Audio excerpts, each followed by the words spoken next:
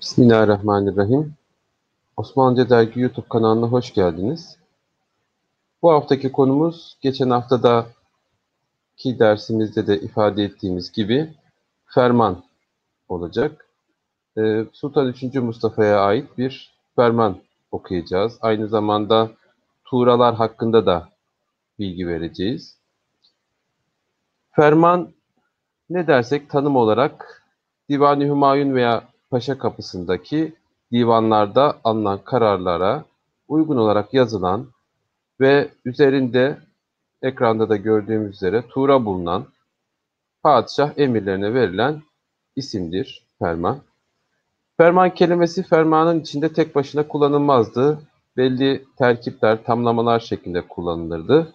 Bu okuyacağımız fermanda da göreceğiz. Fermanı Celilül Kadrim tarzında padişahı niteleyen ifadelerle tamlama şeklinde ferman kelimesinin fermanın içeriğinde geçtiğini göreceğiz. Fermanın tabii rükünleri var. Bu rükünleri de şöyle bir sıralayacak olursak, ilk olarak fermanların içinde ferman kelimesi mutlaka geçiyordu. Bunun dışında gönderilenin ismine layık bir şekilde dua ve sena övgü cümleleri birlikte yazılıyordu. Fermanın başına diyelim ki bu okuyacağımız ferman bir defterdarla alakalı. O defterdara uygun övgü ve sena ve dua cümleleri fermanın içinde geçecek. Bu bir sadrazam olabilir, bir vezir olabilir, başka bir devlet görevlisi olabilir, şeyhülislam olabilir. Onlara uygun da yine dua ve övgü cümlelerinin, sena cümlelerinin fermanların içinde geçtiğini görmekteyiz. Onun dışında gönderen yani padişahın isteğinin, muradının emredilmesi içinde var. Padişah emrini belirtiyor, emrediyor. Bu isteğini açıklıyor fermanın içeriğinde. Ayrıca da gerekenin tamamlanmasına dua ile nihayet verme kısmında da sonunda da dua ediyor ve padişah bu şekilde padişahın fermanı tamamlamış oluyor. Tabii bir de fermanların 5 şartı var. Bu şartları da sırayla ben fermanı şöyle biraz daha büyüteceğim. Ferman üzerinde göstereceğim. Burada da gördüğümüz üzere bu kısım tuğra. Birinci şartı fermanın tuğra olması. Ardından şurada birazdan da okuyacağımız üzere cümlelerin padişaha yakışır bir şekilde olması, padişaha yakışan ifadeler taşıması. Yine gönderilenin rütbesine riayet, yani hangi rütbedeki kişiye gönderiliyorsa, hangi rütbedeki kişi, bu bir atama yazısı olabilir, görevini devam etmesi için padişahın emri olabilir. Ona göre onun ünvanına ve onun makamına yakışan ifadeler verilmesi, söylenmesi gerekiyordu. Ardından gönderilenin isminin yazılmasından önce senada, isminden sonra ise mevkine uygun bir duada bulunulması. Yine onu da göreceğiz burada. Ve fermanın çıkış sebebinin de belirtilmesi. Bunlar da fermanların şartları olarak bunları da sayabiliriz. Fermanlar 8-9 bölümden oluşmaktaydı. Birincisi, daha önceki Osmanlı arşiv belgelerinde de okuduğumuz üzere şu kısım, yani davet kısmı, Bismillahirrahmanirrahim de diyebileceğimiz hu şeklinde özetlenmiş kısımdan başlıyor. Ardından Tura, daha sonra şu ilk cümlede göreceğimiz üzere El-Kap bölümü, El-Kap'tan sonra dua bölümü, yine ikinci satıra kadar da gelen dua bölümü, ardından nakil, ibla dediğimiz konuyla alakalı konunun anlatıldığı bölüm, daha sonra padişahın buyurdum ki ifadesiyle, kelimesiyle başlayan emir hüküm kısmı. Daha sonra ise tekit ve tehdit dediğimiz son kısımda, yani o kişiye bunu yapmasını, görevinin de dikkatli olmasını ifade eden, çalışkan olmasını, gayretli olmasını, emirlerine riayet etmesini padişahın ifade ettiği kısım ve son olarak da ondan sonra tarih ve en sonda bu fermanın nereden çıktığı, nerede yazıldığının ifade edildiği kısım olarak da burayı görüyoruz. Fermanlar hakkında bu genel bilgilerden sonra Sultan 3. Mustafa'nın, ki okuyacağımız belge 6 Şevval 1179 tarihli, yani 18 Mart 1766 tarihine tekabül ediyor.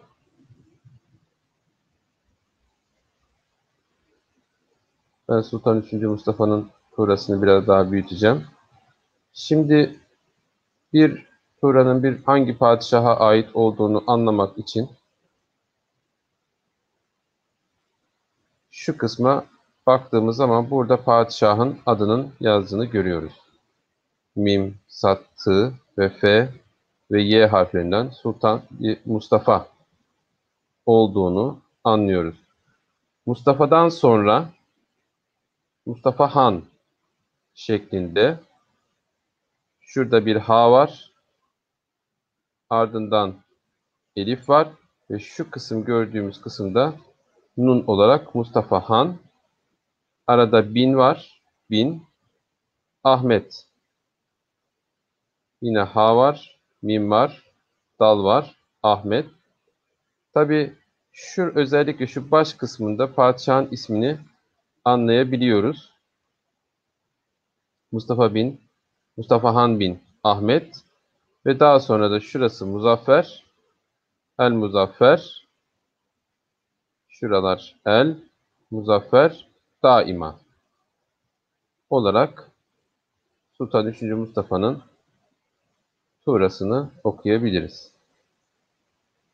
Daha ayrıntılı tuğralarla ilgili belgeyi okuduktan sonra da ayrıntılı bilgi vereceğim. Şöyle tek tek renk renk ayrıldığında tuğralar daha net anlaşılıyor. Evet.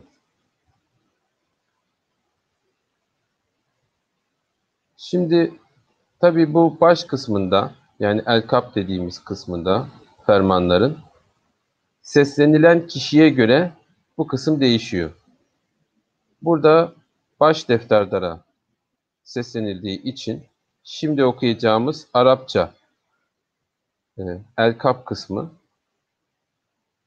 bu ifade defterdara yönelik. Yani burada sadrazam olsaydı, başka bir devlet görevlisi olsaydı, Şeyhülislam, vezir veya farklı bir devlet görevlisi olsaydı şuradaki ifadeler değişecekti. Bu ifade bir defterdara seslenildiğini bize gösteriyor. İftiharul Ümera Elif. Zaten divani hatta bir müddet, tabi rika hattından divani hatta geçmek biraz zorlanabiliyor, okumada zorlanılabiliyor. Çünkü farklı yazı stilleri var. Harfler değişiyor. Mesela şuradaki harf elif.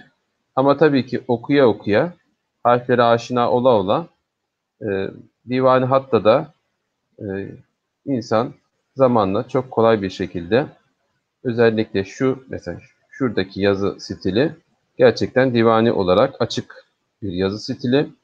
Okudukça, buradaki harflerin şekillerini öğrendikçe, divani harflerin şekillerini öğrendikçe okumanın daha da hızlandığını fark edebiliyorsunuz. Elif, F, T, H, Elif, Ra, iftihar, Elif, burada lam elif, şurada zaten şu şekli gördüğümüz zaman burada da aynı şekilde lam elifleri, mesela bir divani hatta lam elifin nasıl yazıldığını anlamış oluyoruz. İftiharül ümera, elif, lam elif, mim, burası ra,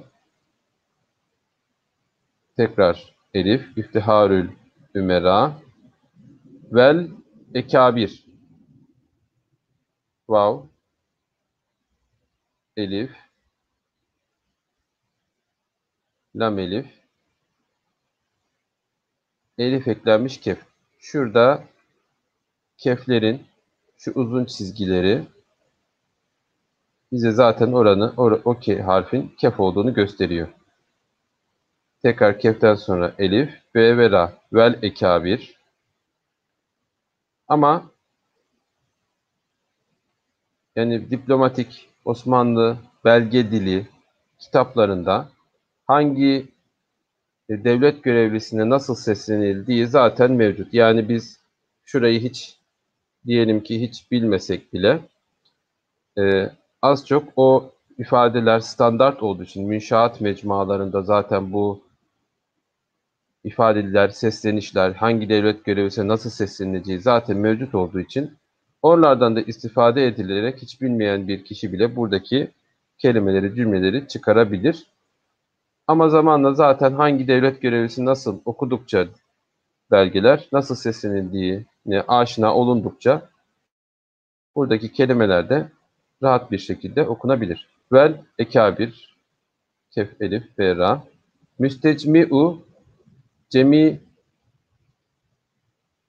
meali. Burada mim var. Sin, te, cim, mim, ayın. Müstecmi'u, cim, mim, ye, ayın, elif, lam, mim, ayın, lam ve ye. Müstecmi'u, cemi'ul meali, vel mefahir,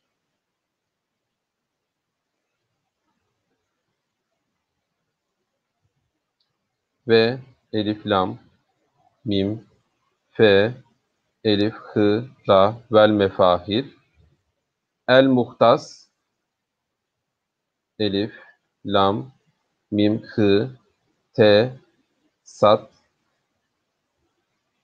bir mezidi, be, mim, ze, ye, dal, bir mezidi, inayetil, melikil, kadir. Buraya kadar olan kısım defterdara, baş defterdara sesleniş. Ayın, nun, elif, yt, elif, lam, mim,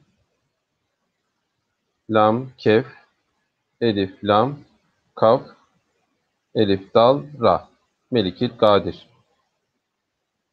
Hala baş defterdarım olan ha, elif, lam elif, hala, b, elif, şın, baş, dal. Mesela burada gördüğümüz zaman vava benzetebiliriz dalı ama dal harfleri gördüğümüz üzere şu kısmı açık olacak şekilde divani hatta bu şekilde yazılıyor. Dal, f, t, ra, dal, elif, ra, mim, defterdarım, elif, vav, lam, elif, nun olan Es-Seyyid Mehmet Avni Dame uluvühü. Şimdi şurası da yine bu baş defterdara dua kısmı. Dame uluvühü. Bu dua kısmı da kişinin konumuna göre değişiyor. Defterdara bu şekilde bir dua var. Elif, lam, sin, ye, dal, es-seyyid, mim, ha, mim, dal, Mehmet, ayın, vav, nun, ye, avni, dal, elif, mim, ayın, nam, vav, he, dame, uluvühü. Tevkii, refi'i, hümayun.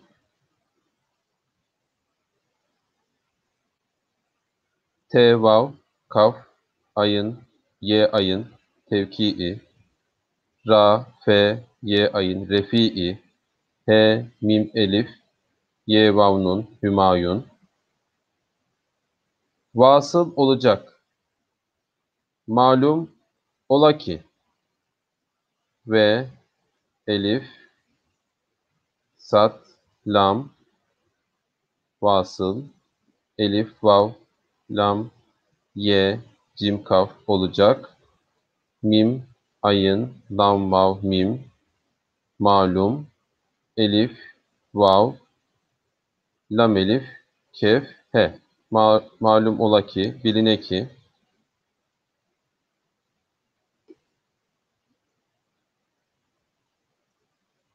Bundan akdem, şıkkı evvel,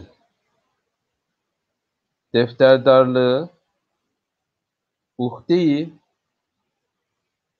istihal, b, vav, nun, dal, nun, bundan, elif, kaf, dal, mim, bundan akdem, bundan önce, şın, kaf, şıkkı, elif, vav, lam, evvel, dal, fe, te, ra, dal, elif, ra, lam, gayın, ye, defterdarlığı, ayın, he, dal, he, hemze, uhde-i, elif, se, te, ye, he, elif, lam, uhde-i istihal. Tabi istihal bir şeye layık ve ehil olma manasına geliyor. Yani buradaki Mehmet Avni Bey görevine devam etmesini istiyor padişah. Burada da yani sen bu işi ehil bir kişisin manasında cümleler kuracak. Buradan da başladı zaten.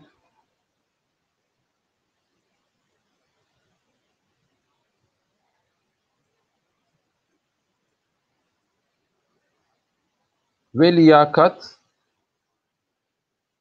ve zimmeti istidat ve lam, ye, elif, kaf, te, liyakat ve z, mim, te, zimmeti, elif, sin, te, ayın, dal, elif, dal, zimmeti istidat ve liyakatine ihale ve taklid olunup ve lam, ye, elif, kaf, te, kâf-i nûn, he, liyakatine, elif, ha, elif, lam, he, ihale ve te, kaf, lam, ye, dal, taklit, elif, vav, lam, nun, vav, be olunup. Tabi burada nedir? Bu işi sana bıraktık diyor.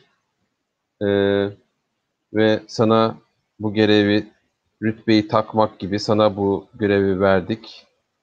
Sana bu rütbeyi taktık manasında. Sadakat ve istikamet, sat, dal, elif, kaf, te, sadakat ve elif, sin, te, kaf, elif, mim, te, istikamet. Yani sadakatle, istikametle hizmet ettin manasında. Yine devam ediyor padişah. Defterdardan memnun olduğunu ifade ediyor. Ve mezidi dirayet ve kiyaset ile vav, mim, z, y, dal, mezidi, dal, ra, elif, y, t, dirayet ve kef, y, elif, sin, te, kiyaset, elif, y, lam, he ile baş defterdarlık umurunun B, elif, şın, baş, dal, f, t, ra, dal, elif, ra, lam, kaf, baş defterdarlık, elif, mim, vav, ra, ye, nun, kâf-i nûni, kâf-i nûni'yi bakın böyle uzun bir çizgi şeklinde. Umurunun, baş defterdarlık işlerinin, rü'yet ve idaresine her vecih ile sahibi iktidar olduğun ecilden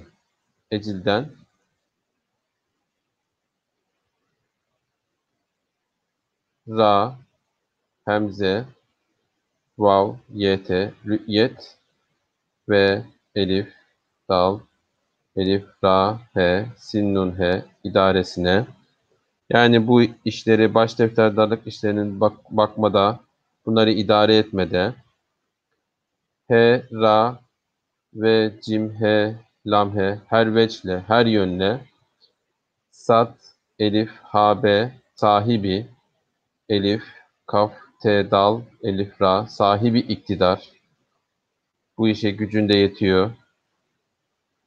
Elif, vav, lam, dal, ye, gayın, kafinoni, olduğun, elif, cim, lam, dal, nun, ecilden, olduğundan dolayı manasında. Olduğun ecilden, haliya, hakkında, mezidi, inayeti, aliyeyi, şahane. Ha, elif, lam, ye, elif, haliya. Haliya ne demek? Şimdi. Ha, kaf, kafinoni, dal, he, hakkında. Mim, ze, ye, dal, mezidi. Ayın, nun, elif, yt, inayeti. Ayın, lam, ye, he, hemze, aliye-i. Şın, elif, he, elif, nun, he, şahane. Hani padişahın sana artan bir yardımı da var. Sen çünkü işini hakkıyla yapıyorsun. Ve mezidi ve meziyeti, re'feti, seniyeyi padişahanem. Ve meziyeti, mim, ze, yt ve meziyeti, re, elif, hemze, ft, re'feti, sin, nun, yh, seniye-i, hemze, p, elif, dal, şın, elif, p, elif, nun, he, mim. Padişahane. Yani padişahın merhameti ve aynı zamanda inayeti, yardımı da zuhura getirilip, padişah senin bu görevindeki sadakatin, istikametin ve çalışkanlığın üzerine tabii ki sana da yardım da ederek senin görev süreni ve görevini devam ettiriyor veya belki başka yeni ek yetkiler de belki verecek. Zuhura getirilip, iş bu 1179 senesi. Z, he, vav, ra, he, zuhura, kef, te, vav, ra, ye, lam, vav, be getirilip, elif, şın, be, vav, iş bu, be, ye, kafinonu, bin, ye, vav, ze, 1100, ye, te, mim, şın, 70, tı, kaf, vav, ze, 79, sin, nun, he, sinye, senesi. Burada tabii şeyin tarihini görüyoruz. Yani bu fermanın tarihini görmüş oluyoruz. Tabii de en sonunda da Arapça olarak bu tarih tekrardan verilecek. Ama burada içinde Türkçe olarak da yine verildiğini görüyoruz. Şevvalül Mükerrem'inin 6. gününde, yani 6 Şevval 1179 bize tarihini burada veriyor. Şın, vav, elif, lam, Şevval elif, lam, mim, kef, ra, mim, nun, kaf, nuni, Şevvalül Mükerrem'inin elif, lam, t, nun, c'ye 6. Kef, vav, nun, nun, dal, he gününde avatıfı aliye-i mülükane ve avarifi behiyye-i husrevanemden elif, ayın, vav, elif, tıfe, avatıfı, ayın, lam, ye, he, hemze, mim, lam, vav, kef, elif, nun, he, aliye-i mülükane. Avatıf ne demek? Lütuflar. Yani lütuflar ve ayın, vav, elif, rafe, avarifi. Avarif de iyilikler, ihsanlar. BH, YH, hemze, behiye-i, hı, sin, ra ve elif, nun, he, mim, danun, husrevanemden. Şeref bahşı sudur olan Hattı Hümayun'u Şevket makrunum mucebince.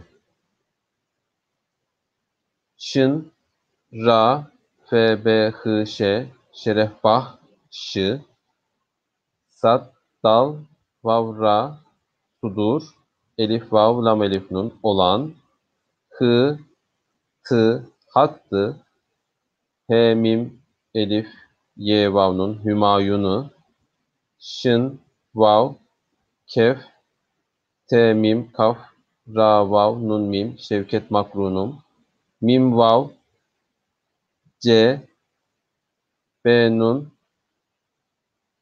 c, he, mucebince, hattı hümayunum, gereğince,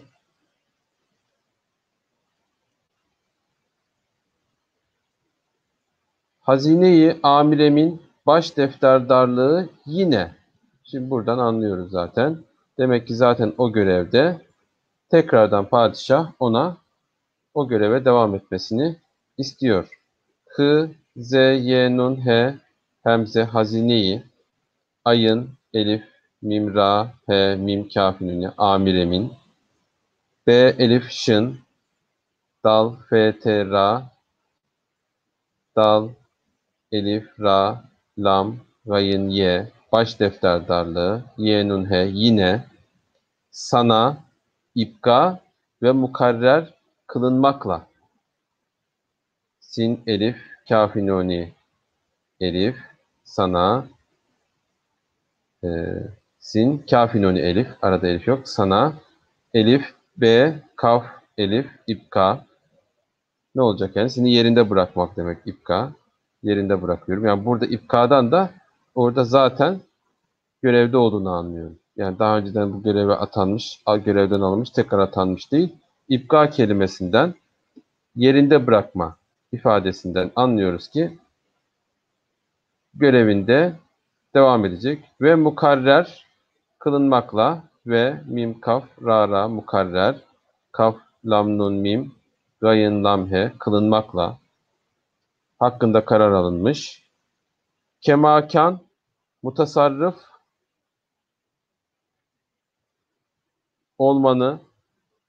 olman emrim olmuştur. Kef mim elif kef elif nun kemakan mim te ra mim te sat rafe mutasarrıf elif vav lam mim elif kafinoni olman elif mim ra mim emrim elif vav lam mim şın dal ra olmuştur.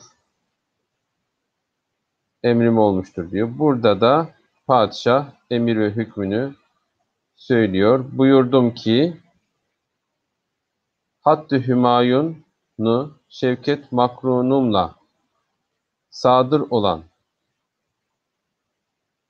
hı, tı, hattı, he, mim, elif, ye vav nun, hattı hümayunu, şın vav, kef te, mim, kaf, ra, vav nun mim, lam he, Şevket Makrunum'la sadır olan, sat, elif, dal, ra, sadır, elif, vav, lam, elif, nun olan, fermanı celilül kadrim ve ipka ve mukarrer kılındığı üzere. Fe, ra, mim, nun, mim, elif, nun, fermanı, cim, lam, ye, lam, elif, lam, kaf, dal, ra, mim, celilül kadrim. Burada ferman kelimesi gördüğümüz gibi geçiyor içinde. Elif, B, kaf, elif, ipka ve mim, kaf, ra, ra ve mukarrer, kaf, lam, nun, dal, ye, gayin, ye kılındığı, elif, vav, z, ra, he üzere. Kema fil evvel, sadakat ve istikamet ile.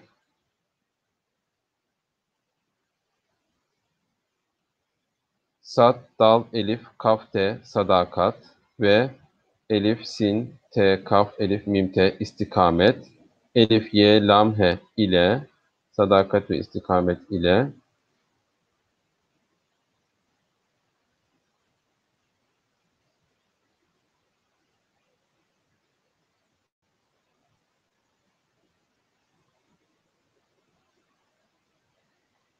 Hizmet eylemek üzere hazine-i amiremin baş defterdarlığına. Hı, dal, mim, te, hizmet. Elif, ye, lam, mim, kef, eylemek. Elif, vav, z, ra, he, üzere. Hı, z, ye, nun, he, hemze, hazine-i. Ayın, elif, mim, ra, he, mim, kafinin, hazine-i amiremin. B, elif, şın, baş. Dal, f, t, ra, dal, elif, ra, lam, gayın, nun, he, baş defterdarlığına.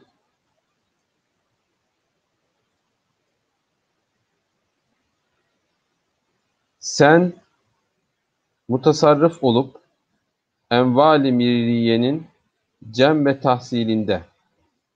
Sin, nun, sen, mim, te, sat, ra, fe, mutasarrıf, elif, vav, lam, vav, fe olup, elif, mim, vav, elif, lam, envali, mim, ye, ra, ye, he, nun, kaf, nuni, envali miriyen, yani devlet mallarının, cim, mim, ayın, cem toplanmasında ve t, ha, sat, ye, lam, nun, dal, he tahsilinde, tahsil edilmesinde. Tabi burada defterler olduğu için vergilerin toplanması, devlet mallarının korunması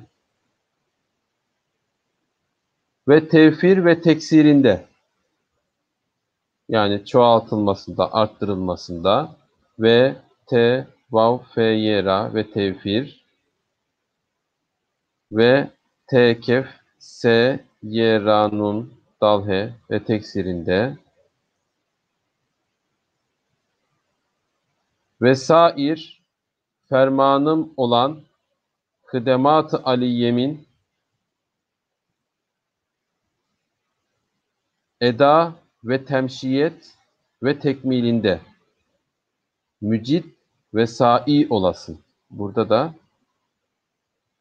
böyle yap diyor, tekit ediyor. Görevini yapması gerektiğini, dikkatli olması gerektiğini, e, çalışması gerektiğini, gayretli olması gerektiğini ifade ediyor padişah.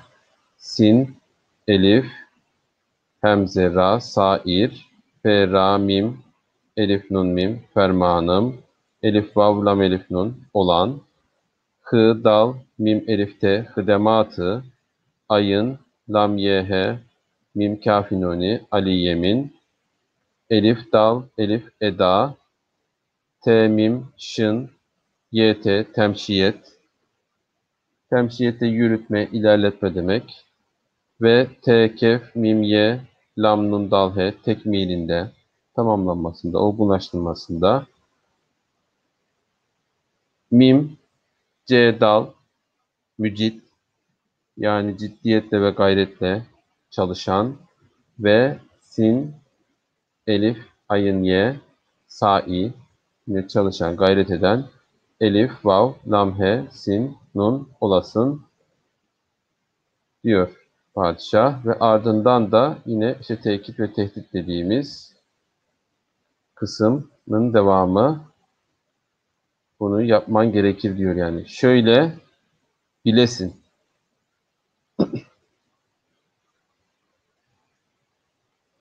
Alamet-i şerife itimat kılasın diye tekit ve tehdit dediğimiz kısımda bu şekilde bitiyor. Daha sonra tarihe geçecek. Ardından da son kısım olan yazıldığı mahal söylenecek. Şın, vavye, lam, he, şöyle, be, lam, he, sin, nun, bilesin, ayın, lam, elif, mim, te, alameti, şın, ra, ye, fe, he, şerife, elif, ayın, te, mim, elif, dal, itimat, kaf, lam, he, sin, nun, kılasın diyor. İtimat kılasın. Tahriren,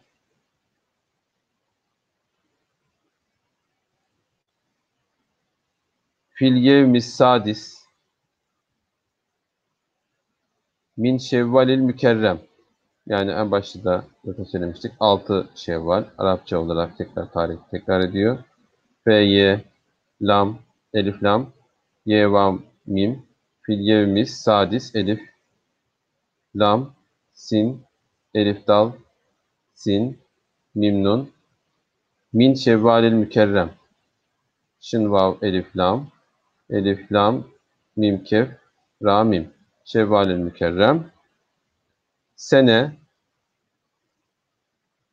sin, nun, he, tis'a, ts, ayın, ve seb'in, ve mi'e ve elf, yani 1179. Tis'a 9, seb'in 70 ve mi'e ve elf 1100 olarak belgeyi bitirmiş oluyoruz.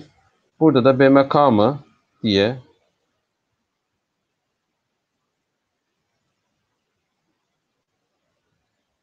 be makamı İslambol el Mahruse şeklinde standart. Bu kısım standart. Belgedeki çoğu kısım da standart. Yani buna benzer belgeleri okuduğumuzda göreceğiz ki bu tür içindeki çoğu ifadenin standart olduğunu, belli bölümlerinin değiştiğini, yani belli bir miktarda bu tarz ferman belgeleri okunduktan sonra anlaşılıyor ki çoğu ifadeler benzer.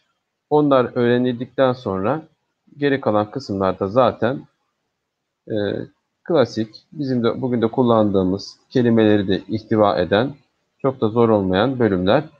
Ve makamı İstanbul, tabi burada Konstantiniyye ya da İstanbul kullanıldığı da olmuş veya yazıldığı yere göre. Mesela belki padişah bunu bir e, sefer sırasında yazmış olabilir. Yazıldığı şehirler değişebilir. Edirne'de yazılmış olabilir. Ama bu Sultan III. Mustafa Konstantiniyye yerine İstanbul kelimesini kullanmış. Buradan da görüyoruz zaten. Elif, sin, lam, elif, mim, be, vav, lam. Burada İstanbul kelimesini görebiliyoruz. Altında da standart yine el mahruse, yani korunmuş İstanbul'da yazıldığını buradan anlayabiliyoruz. Fermanlar bu şekilde. Okuduğumuz ferman çok fazla zor olmayan, yani daha karışık, daha uzun e, fermanlar da var. Ben şu belgeden de okumak istiyordum ama buna vaktimiz kalmadı. Önümüzdeki haftalarda inşallah okuruz. Bu okuyacağım belge de belki Osmanlı arşivindeki en eski belgelerden bir tanesi. O sebeple orijinali de yok zaten. Sureti yazılmış. Belki benim düşüncem orijinali çok tahrip olduğundan ya da bir deli ya da başka bir şey yazıldığından belki, veya o dönemin şartlarına göre nasıl bir şey yazıldı. Onun sureti yazılmış arşivde e, bulunan bir hali. Yani 1386 Sultan 1. Murat dönemine ait bir belge. Sultan 1. Murad'ın Evrenos Bey'e gönderdiği bir Hattı Hümayun, ona bir kısım tavsiyelerde bulunuyor. Hatta çok güzel rikattı. E, Bu belgeden de inşallah önümüzdeki hafta veya daha sonraki haftalarda bu belgeden de okumayı düşünüyorum. Biraz uzun ama güzel, orijinal bir belge. Çok eski bir belgenin örneği. Sultan 3. Mustafa'dan da biraz bahsedecek olursak, Sultan 3. Mustafa, Sultan 3. Ahmet'in oğlu. 1717 senesinde dünyaya gelmiş. Edirne'de dünyaya gelmiş. 1757 senesinde tahta çıkıyor. 1774 senesinde de vefat ediyor. Sultan 3. Mustafa meşhur Laleli Külliyesini yaptıran, Laleli Camii'ni yaptıran padişah. Yine çok miktarda hayır eseri de olan bir padişah. Sultan 3. Mustafa'nın yine farklı resimleri de var tabii çizilmiş o dönem için.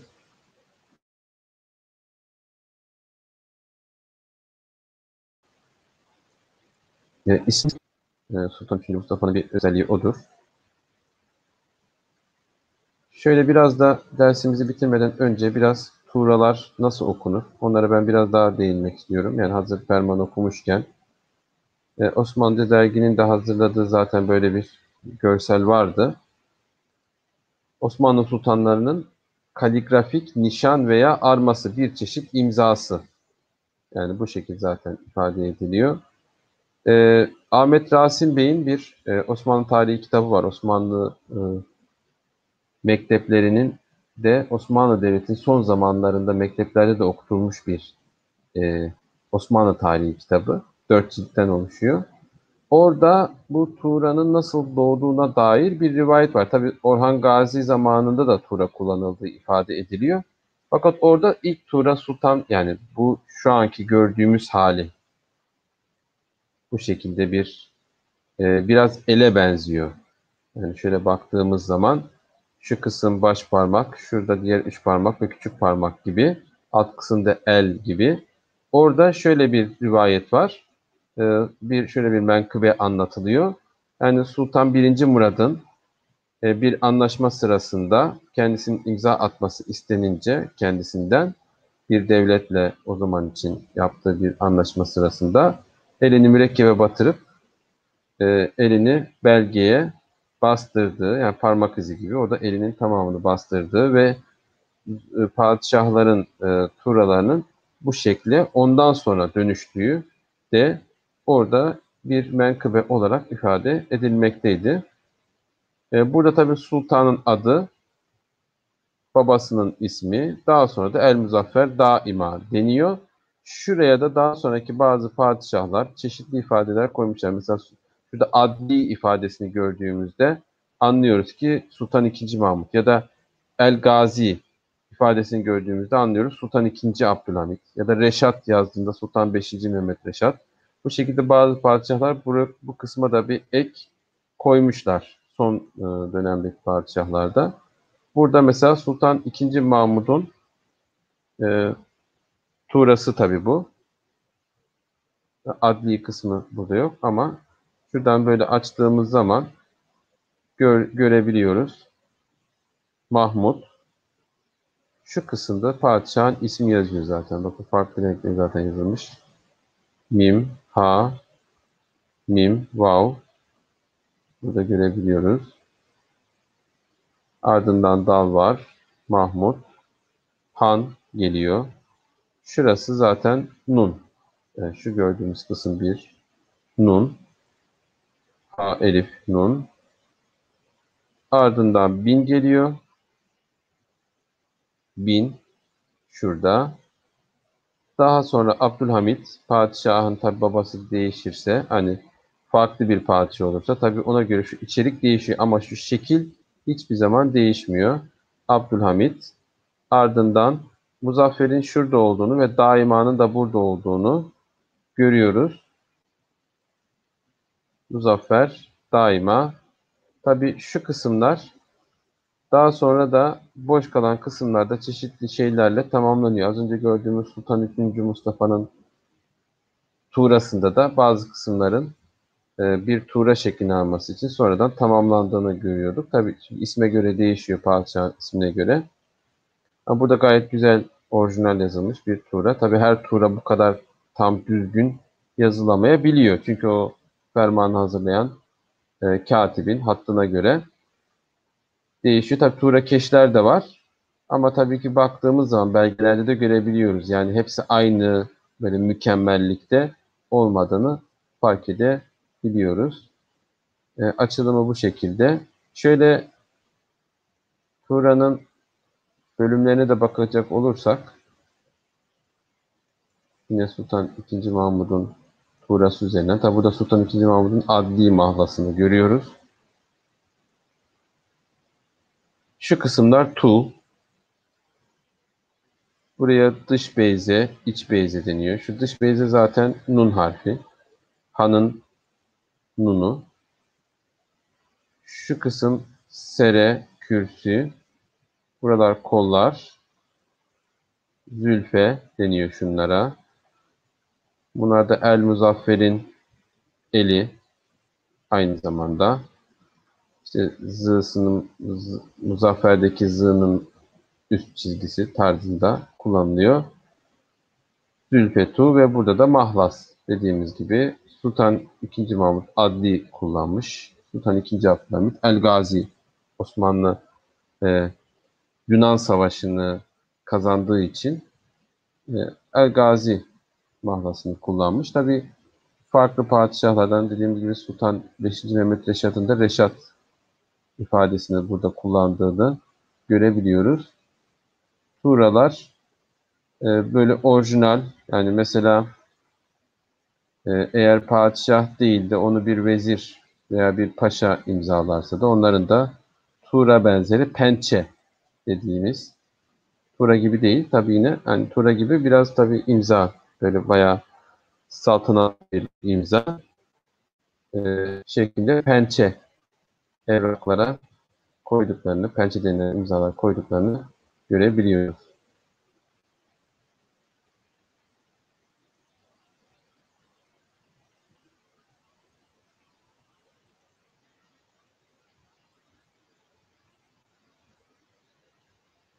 Evet.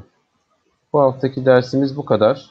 Haftaya da yine e, Sultan 1. Murad'ın Evrenos Bey'e yazdığı